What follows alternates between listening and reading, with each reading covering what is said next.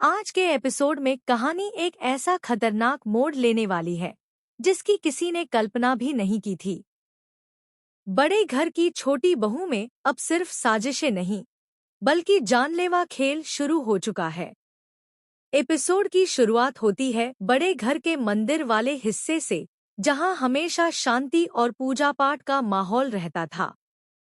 लेकिन आज उसी जगह हवा में डर और तनाव घुला हुआ है। पोल्टू मंदिर में खड़ा है।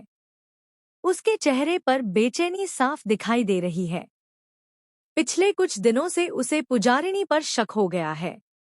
अहाना द्वारा दिखाए गए सबूत बार बार उसके दिमाग में घूम रहे हैं। पोल्टू खुद से बड़बड़ाता है, अगर अहाना सही कह रही है तो इस घर में सबसे बड़ा खतरा वही है। तभी पीछे से धीमी लेकिन सख्त आवाज आती है, इतना सच जानना तुम्हारे लिए खतरनाक साबित हो सकता है पोल्टू। पोल्टू चौंक कर पीछे मुड़ता है। सामने पुजारिनी बहू खड़ी होती है। आज उसके चेहरे पर वो नकली शांति नहीं है, बल्कि ठंडा गुस्सा और खौफनाक आत्मविश्वास है। उसके हाथ में कुछ ऐसा होता है जिसे देखकर पोल्टू के पैरों तले जमीन खिसक जाती है। पुजारिनी के हाथ में बंदूक होती है। पोल्टू की आवाज कांप जाती है, ये क्या कर रही हो तुम? पुजारिनी बिना पलक झपकाए बंदूक पोल्टू की तरफ तान देती है। अब तुम्हें सब समझ आ गया है ना? इसलिए तुम जिंदा नहीं रह सकते। मंदिर में दिए की लौ कांपने लगती है। बाहर तेज हवा चलने लगती है, जैसे आने वाले तूफान का संकेत दे रही हो। पोल्टू एक कदम पीछे हटता है। तुम पागल हो गई हो?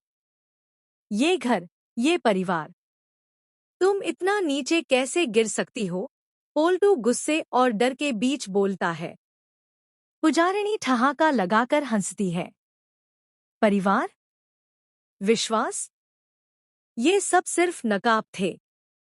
असली खेल तो अब शुरू हुआ है। वह धीरे धीरे पोल्टू के करीब आती है। बंदूक उसकी छाती पर टिक जाती है। तुमने अहाना की बातों पर भरोसा करके बहुत बड़ी गलती कर दी। फ्लैशबैक में दिखाया जाता है कि कैसे पुजारिनी ने सालों पहले इस घर में कदम रखा था। कैसे उसने भक्ति, सेवा और संस्कार का नकाब पहनकर सबका भरोसा जीता। लेकिन उसके पीछे सिर्फ लालच, ताकत और साजिशें थी।